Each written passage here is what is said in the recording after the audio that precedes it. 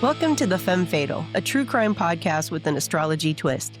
I'm your host, Stacey Dotson. Each week, I'll be joined by a guest host because this Femme Fatale prefers not to work alone. Hey, everybody. Welcome back to the Femme Fatal. I'm joined today by my good friend, Becky, and we're going to talk about Belle Gunness. Hey, Becky. Hey, Stacey. It's good to see you. It's good to see you, too. Thanks for joining me on this Friday evening, or pre-evening, I guess, if you will. Thanks for having me. So what made you interested in Belle Gunness? I've had a lifelong interest in serial killers. Yes, we have. Yeah. I remember in college and taking that first English class you have to take, that's all writing, all the different types of essays. And all of mine were about serial killers. They probably reported you, like your professor, let's keep an eye on that one. Interesting side note, it was at HCC, and my teacher was actually Glenna Bell, who wrote for Public News at the time. She was a musician, and also she wrote articles sometimes for the Public News. So anyway, kind of cool. And for people that don't know, Public News was the coolest. It is so sad that it's gone. Oh, I loved it. But sorry to cut you off. Go ahead. And so I remember she would pick people's essays to read or to have them read. She picked mine and she gave a preface of this may not be up everybody's alley. It may be a little hard for some to listen to. And everybody knew it was me that wrote it. And I don't even remember what that was about. Probably Richard Ramirez or something like that. But anyway. He's a good one.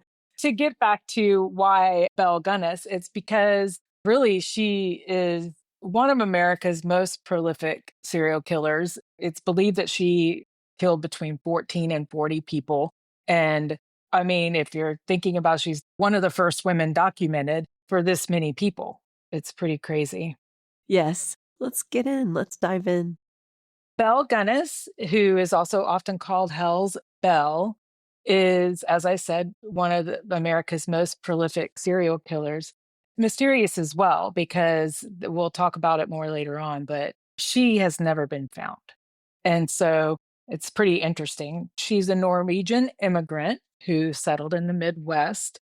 As I said, she's believed to have murdered between 14 and 40 people between the years of 1884 and 1908.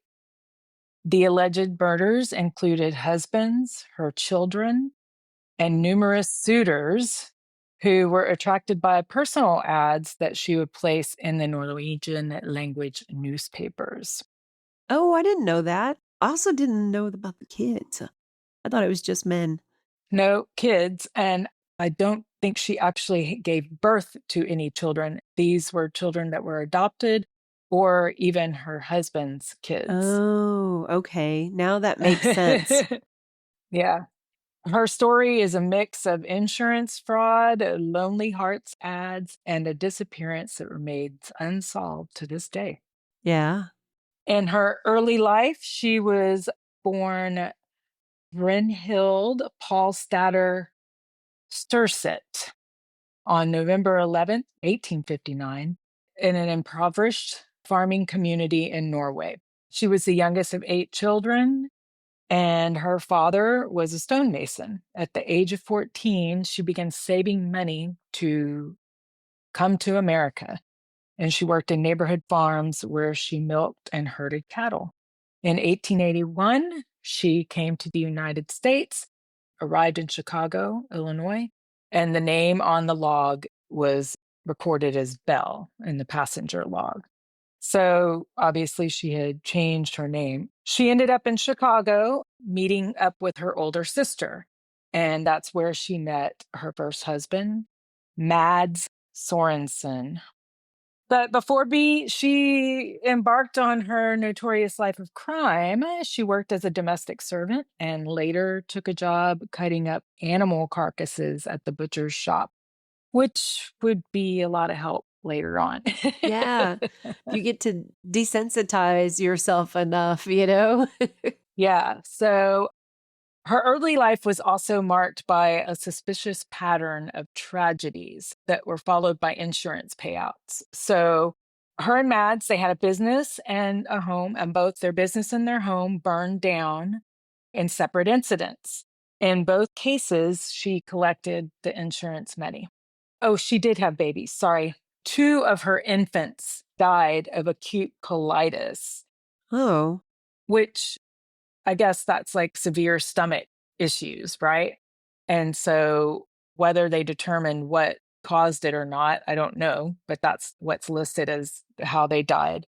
so her and Mads had 2 kids together and they did not survive. Right. She had taken out life insurance policies on the babies already. On both of them? Oh, God. And so she ended up collecting on that. Mads died on the exact day two of his life insurance policies overlapped. So I guess one he already had, and then the other one came to be, there's a certain amount of time before it goes into effect. So she was able to collect on that about $5,000, which was a lot of money at the time. And she claimed that he died of a brain hemorrhage. An accident happened where an anvil, some heavy machinery fell and hit him on the head, is what she said, Wow. that it just fell off the shelf. Very Wile E. Coyote anvil type thing. Yeah. So then she moved. She moved from Chicago to a place called LaPorte, Indiana. Once there, she bought a pig farm and married husband number 2, Peter Gunness. Within a week, his daughter, who he had from a prior marriage, died while in Belle's care. Less than a year later, Peter himself died when a heavy meat grinder allegedly fell from a high shelf Oh my God. and crushed his skull.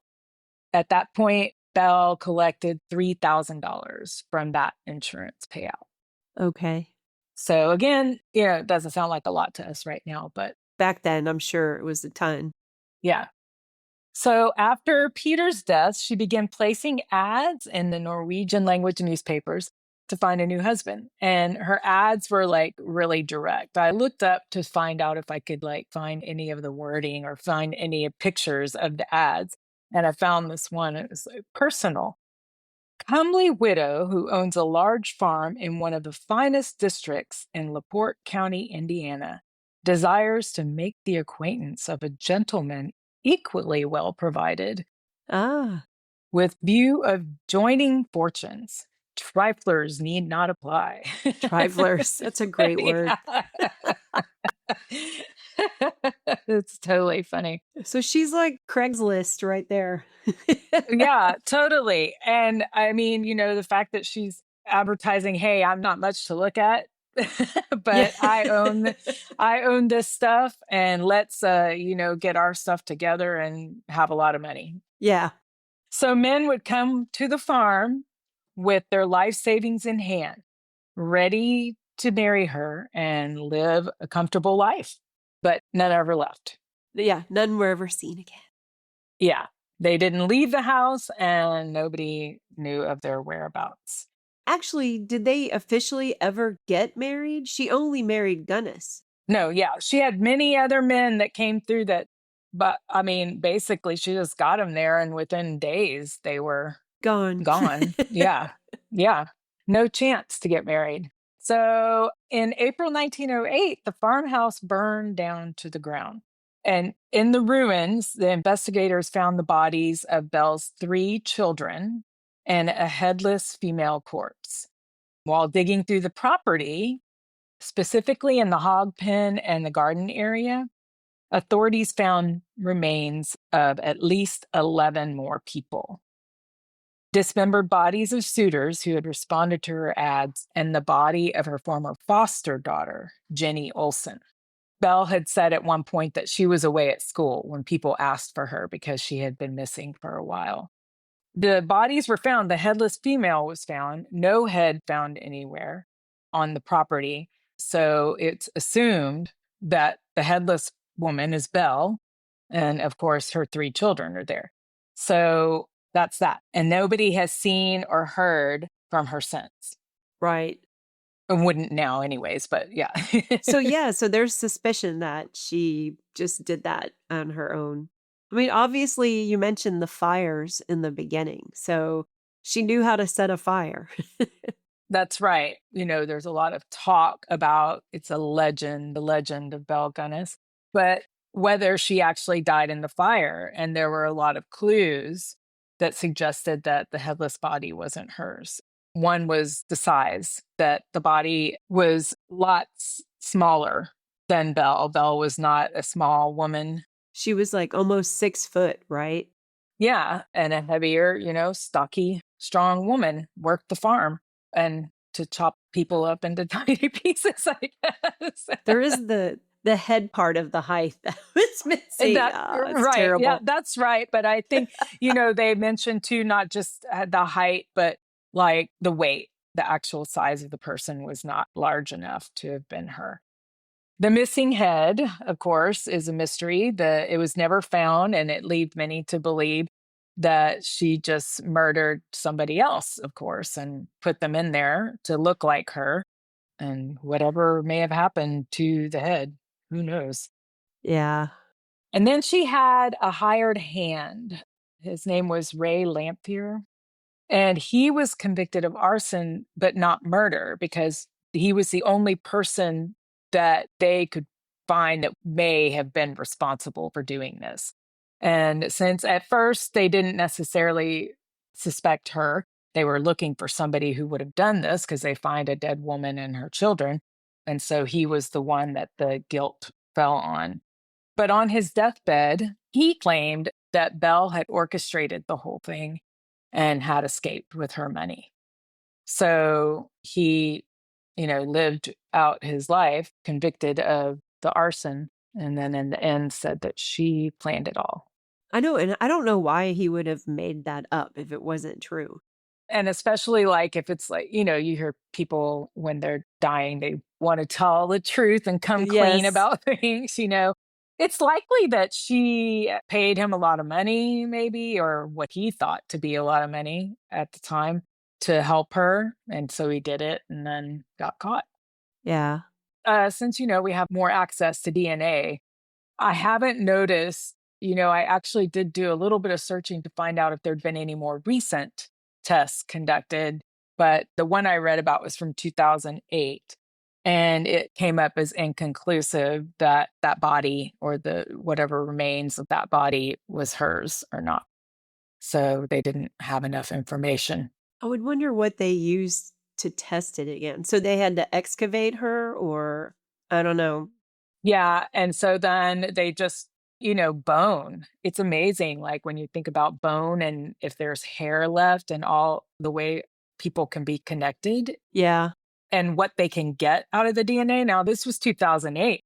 So if they tried it now, I bet you they could find out for sure because the technology has just grown so much. Yeah, I guess if they have her DNA, you think about all those sites like 23andMe and Ancestry and stuff like that, and how that kind of stuff has been important in solving a lot of unsolved crime. And it's like, so you have her DNA somewhere. Maybe you find a relative and then you find that relative and it turned out to be her. She started a whole new identity. But that's part of the great mythology of this story is everybody loves a conspiracy theory.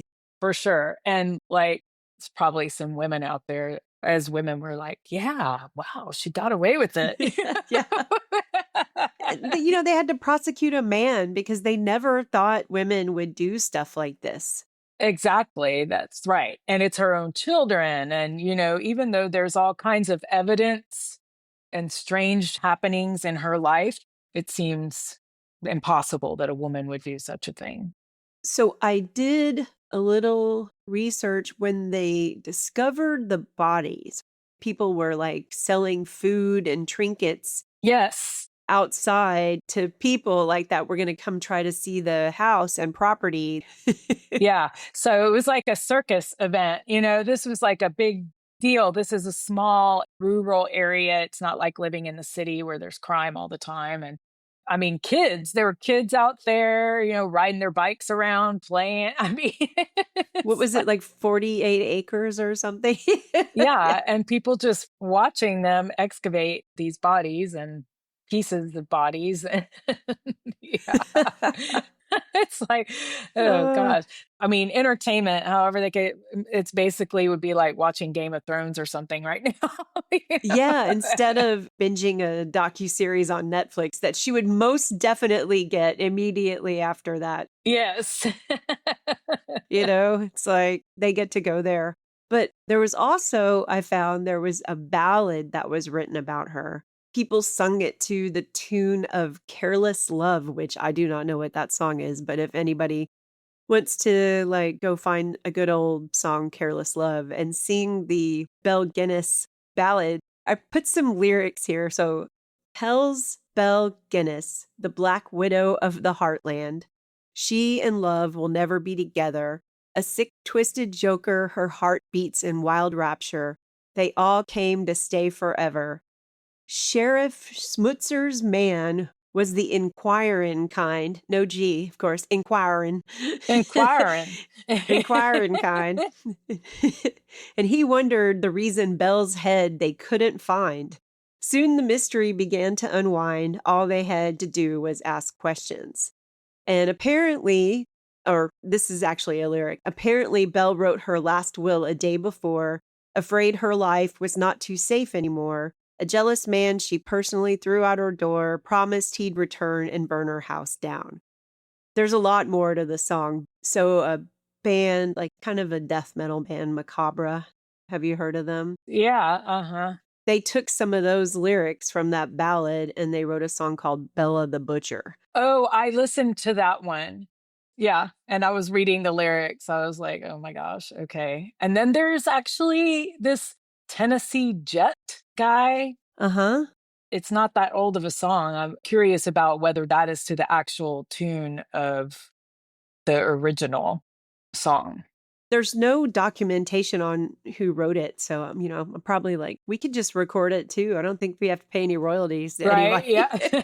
Exactly. But I have to look up that guy and see if he sang the whole ballad. Yeah. And I wonder too what that other song, it was a popular song at the time, I think. The tune. I'll have to check that out. Careless Love. That's right. Careless Careless Love. Love. So we'd already caught up before we did this and we talked a little bit about the pop culture. And in research, I went and watched the movie Method. It's not great. No. It came out, God, I want to say like 2005, 2004. And it had Elizabeth Hurley, and she played an actress that was playing Belle in a movie. And then there's Ray, played by Jeremy Sisto. I remember him first from 6 Feet Under. And I realized I went back and looked, and this movie came out during the run of 6 Feet Under. So, he's probably Oh. getting all kinds of attention. But Yeah. I think I texted you while I was watching it, like, oh my God, it's so bad. I'm falling asleep. How can I get through this? Yeah. What's funny I was like, is when you said you were going to watch it, I was going to tell you, oh, I'm going to go ahead and watch it too. And I had already watched it, but I literally did not remember because it was so bad. and so I texted you and I said, luckily, Elizabeth Hurley and Jeremy Sisto are easy on the eyes because correct. that is the only reason I stayed in that movie. I still am not even sure how it ended. Like, I think maybe I dozed off. I don't know. Yeah, I know I did because that's why I was like, when I went back to it to watch it, it was playing the credits. I was like, oh, I fell asleep. Falling asleep. Well, luckily you didn't talk Greg into watching it with you. You didn't have to. No, he subject didn't him have to that night. I usually make him watch these bad movies, but he did not. He was not there that night. So another thing is, do you remember that show that was on HBO, Autopsy? Dr. Michael Baden. yeah. every week there was a new episode, and it would have like 2 or 3 strange things that happened. And there is an autopsy segment about Belle Gunness and just about the mystery of, the headless woman or whatever. And it does give a little history about her and then talk about and it was really pretty short segment of the show. Just talk about like what DNA could find out now. Of course, that episode, who knows when it aired? It was a long time ago. So, I mean, that show was popular. I remember watching it in high school. So it was like in the 80s, I need to go back and rewatch some of that. And it was HBO as well? It was HBO. It was like when HBO was first out. I don't know how we had cable, but we did somehow. We had that little box with the knob. I was like, you just keep flipping until you got the channel you wanted. Till you got to a channel? Yeah. Oh my gosh. Oh my, forget remote controls. Our TV at that time too was also still a knob TV. There's a lot of knobs. Rotary phone. Rotary phone, like a lot of turning things in the past. Just keep clicking. There's a short YouTube documentary too that's not that long. That's pretty good. And a really short PBS documentary that's pretty well done. But that PBS one is only like 8 or 9 minutes, something like that. And another video on Vimeo, which I don't really even remember. It was short too, I think, because I remember I watched all these things kind of like back to back. The PBS one for me was like really the best one as far as a short documentary would go. The YouTube one, if I remember correctly, was done like Ghost Hunter or, something kind of like that. Yeah. So exciting. Right. But you also mentioned, when you said it to me, I was like, oh my God, I'd look it up because Tracy Lords, that's a name I hadn't heard in a while. But you can't find it, right? There's a movie she's in. The Farm was the name of the Tracy Lords, where I had looked it up and found it. And it kept saying that it was on Amazon. But when I went to Amazon, there was a movie called The Farm, but it definitely was not this movie. And so it's just the other day when we were talking about it, I started looking for it again because, like, if you find it, it says 2023. So, it was supposed to already be out. But then there's no evidence of this film anywhere. I know. If anyone finds it, email us. Please let us know. But the other thing that I found is that when you and I were talking about it the other day and I did a search again, I came across that Belle. Tracy Lords' Belle is just the name of the film, would just be Belle. And it's the same director that was for The Farm. So my only thinking is that maybe they scrapped it for a while or wanted to, who knows? Maybe they shot it and they've never released it or anything. Or it was not finished and they finished it because, obviously Tracy Lords is not super young anymore or anything. Yeah. But the movie poster for Belle is pretty cool looking compared to what the cover was of The Farm. It was like, just looked like a woman looking off into the distance. I don't know. It was kind of strange. It was not really a very serial killer looking cover, but this one shows her in front of an old farmhouse and she's wearing the period clothing and she just looks mean, scary. Yeah.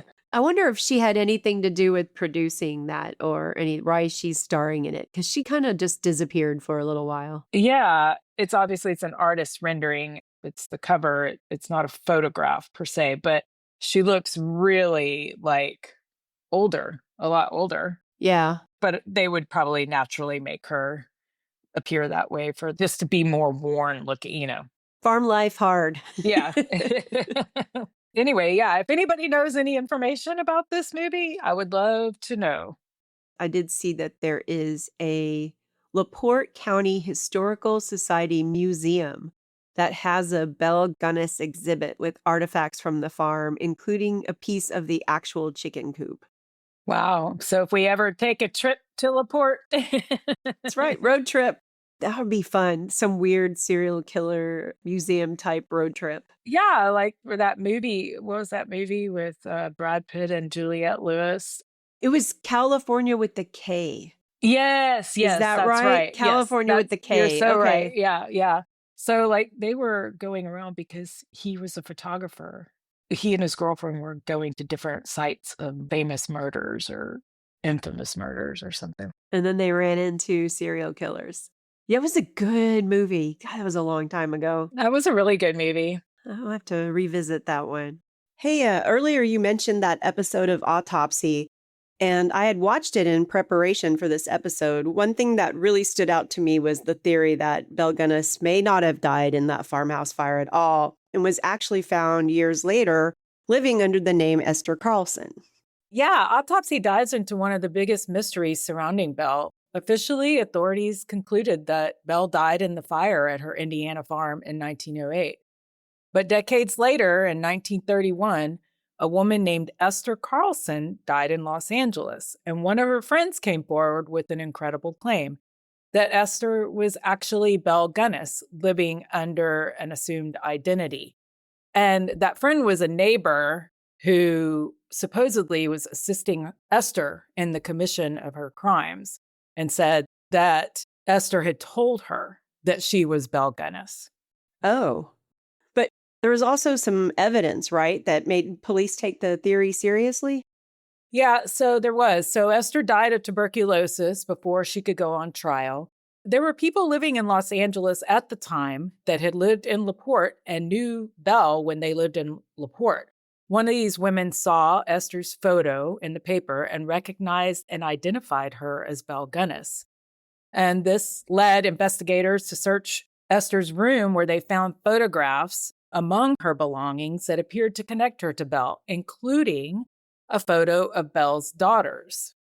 People had said that she had said these were her daughters, but these were obviously Belle's daughters from pictures from the past from Belle. Given that Belle had already been suspected of faking her own death, it wasn't completely out of the question. And there was also the coincidence that they both used poisoning as their method of murder. But of course, there's still a lot of unanswered questions, right? Well, exactly. I mean, Esther died from tuberculosis, and because of the disease, an autopsy wasn't performed that could definitively prove whether she was Belle. And then thinking about the forensics of that time, too, like fingerprinting, and the technology was just nowhere near what they have today. So while some people believed the case had finally been solved, others remain skeptical. And the autopsy episode is fun because it also brings up Ray Lamphere, who was the farmhand who was believed to have assisted Belle in the commission of her crimes and helping her burn down the house and hide. Hide the evidence. Yeah. And before heading to prison, he said, Belle must have loved me because I am the only man she never killed. She said she would have married me if I had any life insurance. One thing I do know, I know that she is still alive. Yes. Poor misguided Ray. I know, right? I wonder if he loved her. He didn't say that. I mean, I think he did. He showed it by his actions, I guess. Yeah. What he did for her. And so more than a century later, Belle Gunness still manages to keep one final secret. Did she really perish in that fire, or did America's most infamous Black Widow escape and start over under a new name? And honestly, we might never know. Historians and researchers have found that the timeline doesn't match up for Belle and Esther to have been the same person. According to records, Esther was born in Sweden and had lived in Arizona and Connecticut during the time that Belle lived in LaPorte. She was married, and there's like marriage licenses and a couple other things that researchers have found. I mean, talking about Esther, they found evidence of her living in these places. So, well, it sounds like we may have another femme fatal bad girl to explore. I think so, because she was suspected of killing several men. So, Esther, welcome to the show. You'll be a future subject. Well, I'm going to just wrap us up with some astrology real quick. And so, remember, I am working with an 1859 rural Norway birth. Yes. There's really no records there, no birth time, no rising sign, but we know her birth date, November 11th, 1859, and it gave us something to work with. So, Belle Gunness was born on November 11th, 1859, under a Scorpio sun, and on a site I found that uses a farmer's almanac, I was able to go back and look, and that she was born on a full moon. Oh. Yeah. When a full moon happens, the sun and the moon are sitting directly opposite of each other in the sky. So a full 180 degrees apart. And because she was born during a full moon, it's almost certainly a Taurus moon. That combination creates one of astrology's most intense oppositions, Scorpio versus Taurus, okay?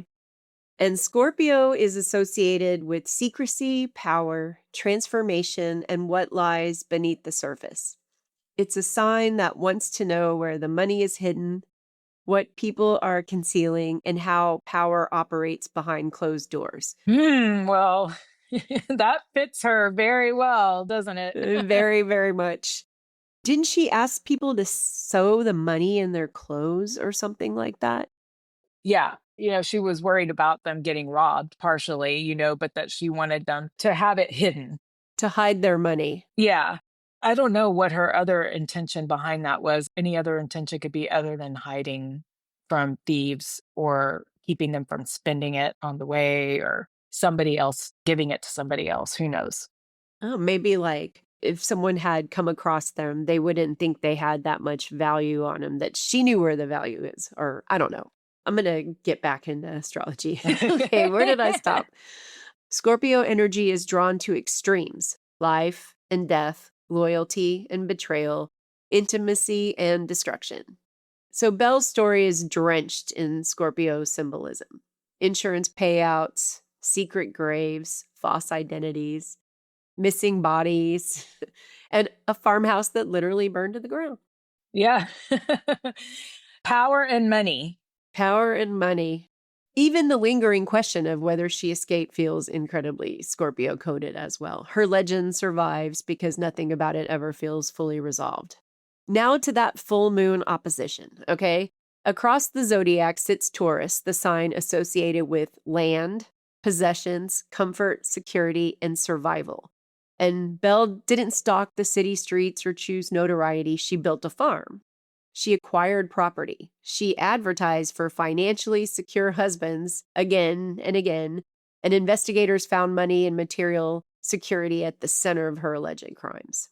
So, astrologically, Taurus wants to preserve, Scorpio wants to transform. Taurus gathers resources, Scorpio controls them. And Belle's life seemed to embody that tug of war in its darkest form. And then there's the full moon itself. Full moon births are traditionally read as tension between two opposing pulls, a push me, pull you, between what the head wants and what the heart needs, often played out dramatically and publicly. And Belle's particular axis, Scorpio Taurus, is the money axis of the zodiac. Taurus is what's mine, possessions, land, security, comfort, and Scorpio is what's yours becomes ours, shared resources, inheritance, assets. And Belle's whole life was a violent short circuit of that axis. Definitely. I mean, it's like it was written just for her. Yeah, it really is. I mean, it describes her perfectly. Security, money, the land. Yeah, the fact that she didn't become some high society person where she probably still could have got away with all of the things she did, but that she instead wanted more and more. Yeah, wanted more. And I guess growing up too, and not having a lot, and in a rural farming community that was poor, she wanted things. She wanted things to demonstrate her wealth. So, plus, as a Taurus person myself, I'm a homebody. So it makes sense that she didn't really want to get out there and be social and do that. She wanted money at home. That's right. That's right. I think the other thing to me was one of the things that was most disturbing, and then I don't think it doesn't necessarily have to do with the astrology, but it doesn't necessarily fit in any sign either. It's like her choices to kill the children. It just shows just how greedy she was, or the expectation that she needed to have more money or the money was going to run out or whatever it was that spurred her to want to get all this money. It's strange to me too. I wonder, what's the history with that, with the children or what was the thinking? What was the thinking behind that? And you don't want to think she did that. You don't want to think she killed her own 2 children for insurance money, but it doesn't look good when you look at everything afterwards. One last thing I did was a little numerology bonus. She was born on 11/11, An 11 is a master number of heightened intuition, magnetism, and uncanny ability to read people. And its shadow expression is straight up manipulation. And so she got 2 of them, a double master 11 and a Scorpio sun under a full Taurus moon. So that wraps that up. Wow. Yeah. Put a little bow on it. Yeah, it was fun figuring out. I was like, oh, wait, she was born on a full moon. Like, I can do stuff with this. Yeah, that's so cool. And it's so interesting to me because I don't know a lot about astrology and how all those things work. It's one of the reasons why I love your show so much is because I learn a little bit more about it, sometimes a little about myself if the person happens to Yeah. be in a Leo. But yeah, so I think it's really a cool thing to get to see how it really does fit the personalities of people. I always loved looking up like my sign and looking at numerology and things like that when I was younger. And then when I got the idea to do this, I was like, okay, everybody has a true crime podcast, right? It's like, I want to do one little different thing. And then I was like, I love doing astrology. You should see some of the books that I have had for like 20 something years. Like I've taped the spine together because I've used them so many times. That's so cool. I love that. So yeah, like I got right back into it. It's totally fun. But as you know, every sign has good qualities and bad qualities. So just because you might be a Scorpio with the Taurus moon doesn't mean you're going to Be a serial killer. catfish wealthy widowed men for money and kill them. That's right. But you might. You might. You might. Yeah. Well, thank you, Becky, so much for joining me and, co-hosting with me on this. Was so fun and so interesting. You're so welcome. Yeah, I really enjoyed it and I can't wait to do another one. I can't wait to have you back. Okay. I will link to things in the description that we talked about, the autopsy episode, a book, maybe the macabre song, I believe I mentioned. Yeah, that's right. Oh, yeah. Definitely the autopsy episode so people can hear Dr. Baden sing the ballad of Belle Gunness. The Ballad of Belle. That's right. Yes. Okay, well, take care. Good night. Bye. The Femme Fatal, created and hosted by Stacey Dotson, produced by Mark Williams. Music by Marcia Yingling, Chad Shank, and Greg Loicano.